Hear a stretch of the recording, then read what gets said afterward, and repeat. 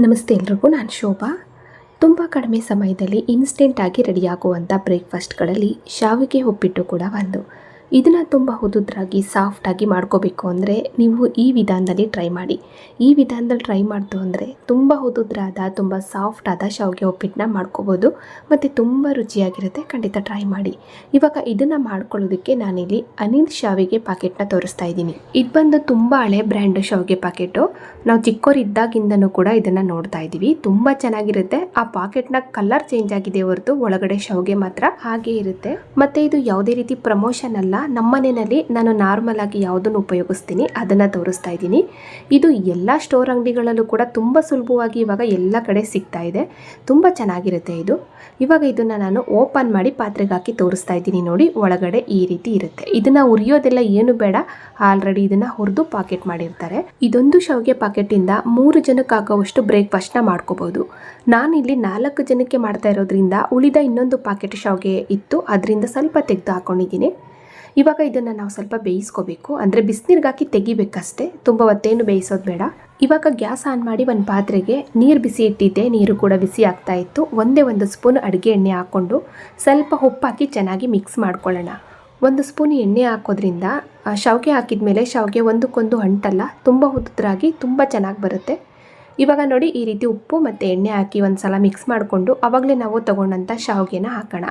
ಎಲ್ಲ ಶಾವಿಗೆನೂ ಕೂಡ ಹಾಕಿ ಚೆನ್ನಾಗಿ ಮುಳುಗಿಸ್ಬಿಟ್ಟು ಒಂದೇ 1 ನಿಮಿಷ ಬಿಸಿನೀರಲ್ಲಿ ಹಂಗಾಕಿ ಹಿಂಗೆ ತೆಗಿಬೇಕಷ್ಟೇ. ತುಂಬ ಹೊತ್ತೇನು ಬೇಯಿಸೋದು ಬೇಡ, 1 ನಿಮಿಷ ಅಷ್ಟೇ.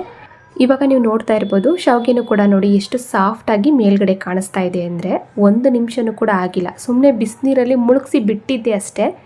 ನೋಡಿ, ಈ ರೀತಿ ಆಗಿದೆ. ಉದುದ್ರಾಗಿ ತುಂಬ ಸಾಫ್ಟಾಗಿ ಬರುತ್ತೆ. ಸ್ವಲ್ಪ ಬಿಸಿನೀರಿಗೆ ಹಾಕಿ ನಾವು ತೆಗೆದು ಶಾವಿಗೆ ಉಪ್ಪಿಟ್ಟನ್ನ ಮಾಡ್ಕೊಳ್ಳೋದ್ರಿಂದ.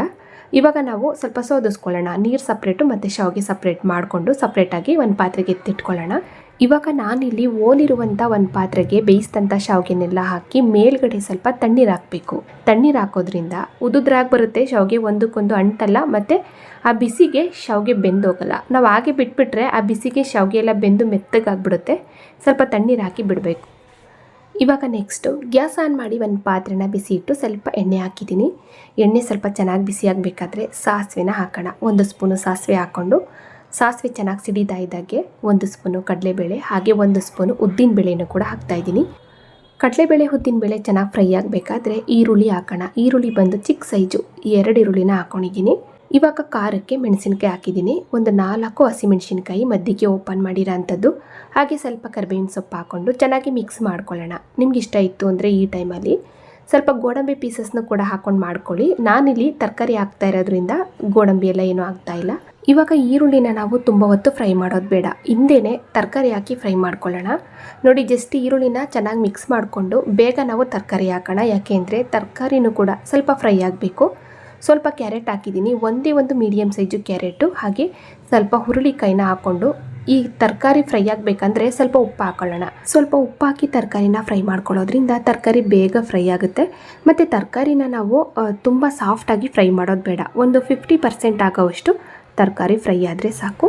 ಇದ್ರ ಜೊತೆಗೆ ನೀವು ಸ್ವಲ್ಪ ಹಸಿ ಬಟಾಣಿ ಇತ್ತು ಅಂದರೆ ಹಾಕೋಬೋದು, ಅಥವಾ ಕ್ಯಾಪ್ಸಿಕಮ್ ಹಾಕೋಬೋದು, ಎಲೆಕೋಸು ಹಾಕೋಬೋದು. ಈ ರೀತಿ ನಿಮ್ಗೆ ಇಷ್ಟ ಬಂದಿರುವಂಥ ತರಕಾರಿನ ಹಾಕಿ ಮಾಡ್ಕೋಬೋದು. ಇವಾಗ ತರಕಾರಿನ ನೋಡಿ ಈ ರೀತಿ ನಾನು ಒಂದು ಅರ್ಧ ಭಾಗದಷ್ಟು ಫ್ರೈ ಮಾಡಿಕೊಂಡು ಇವಾಗ ಇದಕ್ಕೆ ನಾನು 1 ಚಿಟಿಕೆ ಆಗೋವಷ್ಟು ಅಂದರೆ 1-2 ಚಿಟಿಕೆ ಅರಿಶಿನ ಪುಡಿ, 1/2 ಸ್ಪೂನು ಖಾರಕ್ಕೆ ಚಿಲ್ಲಿ ಪೌಡ್ರ್ ಹಾಕ್ಕೊಂಡಿದ್ದೀನಿ, 1/2 ಸ್ಪೂನು ಧನಿಯಾ ಪುಡಿ ಹಾಗೆ 1/4 ಸ್ಪೂನ್ ಆಗೋವಷ್ಟು ಗರಂ ಮಸಾಲಾನ ಹಾಕ್ಕೊಂಡಿದ್ದೀನಿ. ಇವಾಗ ನಾವು ಚೆನ್ನಾಗಿ ಮಿಕ್ಸ್ ಮಾಡ್ಕೋಬೇಕು. ತುಂಬ ಹೊತ್ತೇನು ಫ್ರೈ ಮಾಡೋದು ಬೇಡ.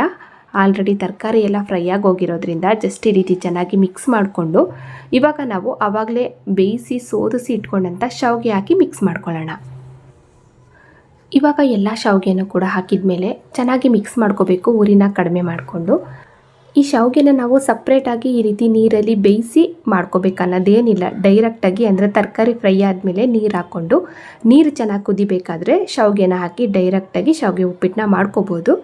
ಅಂದರೆ ನೀವು 1 ಪ್ಯಾಕೆಟು ಅಂತ ಅಂದರೆ 1 ಕಪ್ ಆಗುವಷ್ಟು ಶಾವಿಗೆ ತೊಗೊಂಡ್ರೆ ಅದರಲ್ಲಿ ಅರ್ಧ ಭಾಗದಕ್ಕಿಂತ ಸ್ವಲ್ಪ ಕಡಿಮೆನೇ ನೀರು ಹಾಕೋಬೇಕು. ಆ ಶಾವಿಗೆ ಪ್ಯಾಕೆಟಲ್ಲೇ ಬರೆದಿರ್ತಾರೆ ಎಷ್ಟು ಶಾವಿಗೆಗೆ ಎಷ್ಟು ನೀರು ಹಾಕೋಬೇಕು ಅನ್ನೋದನ್ನು ನೋಡಿಕೊಂಡು ಮಾಡ್ಕೊಳ್ಳಿ. ಈ ರೀತಿ ಸಪ್ರೇಟಾಗಿ ಬೇಯಿಸ್ಕೊಂಡು ಮಾಡ್ಕೊಳ್ಳೋದ್ರಿಂದ ಶಾವಿಗೆ ಉಪ್ಪಿಟ್ಟು ಉದುದ್ರಾಗಿ ತುಂಬ ಸಾಫ್ಟಾಗಿ ಬರುತ್ತೆ ಅಂತ ಅಷ್ಟೇ.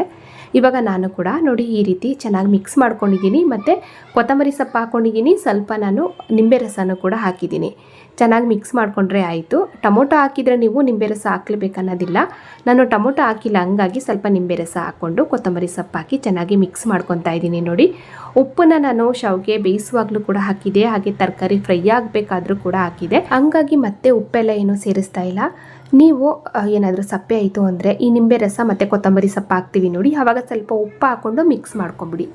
ಈ ಶಾವಿಗೆ ಉಪ್ಪಿಟ್ಟಿಗೆ ಕಾಂಬಿನೇಷನ್ ಆಗಿ ನಿಮ್ಗೆ ಏನಾದರೂ ಇಷ್ಟ ಇತ್ತು ಅಂದರೆ ಸಿಂಪಲ್ಲಾಗಿ ಒಂದು ತೆಂಗಿನಕಾಯಿ ಚಟ್ನಿ ಮಾಡ್ಕೊಳ್ಳಿ, ತುಂಬ ರುಚಿಯಾಗಿರುತ್ತೆ. ಇವಾಗ ನೋಡಿ ಇಷ್ಟೇ, ಇದು ಫೈನಲಿ ರೆಡಿ ಆಯಿತು. ಉದುದ್ರಾದ ತುಂಬ ಸಾಫ್ಟ್ ಆದ ಶಾವಿಗೆ ಉಪ್ಪಿಟ್ಟು ತುಂಬ ಕಡಿಮೆ ಸಮಯದಲ್ಲಿ ಇನ್ಸ್ಟೆಂಟಾಗಿ ಮಾಡ್ಕೋಬೋದು. ಬೆಳಗಿನ ಬ್ರೇಕ್ಫಾಸ್ಟ್ಗೆ, ಮಕ್ಕಳ ಲಂಚ್ ಬಾಕ್ಸ್ಗೆ ಎಲ್ಲದಕ್ಕೂ ಪರ್ಫೆಕ್ಟಾಗಿರುತ್ತೆ. ಟ್ರೈ ಮಾಡಿ.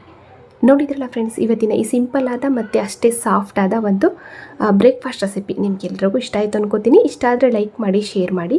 ಹಾಗೆ ಇದೇ ರೀತಿ ಇನ್ನಷ್ಟು ಈಜಿ ರೆಸಿಪಿಗಳಿಗಾಗಿ ನೋಡಿ ತಿಳಿ ಮಾಡಿ ಕಲಿ ಚಾನಲ್ನ ಸಬ್ಸ್ಕ್ರೈಬ್ ಮಾಡ್ಕೊಳ್ಳಿ. ಹಾಗೆ ಬೆಲ್ ಬಟನ್ನು ಕೂಡ ಕ್ಲಿಕ್ ಮಾಡಿ.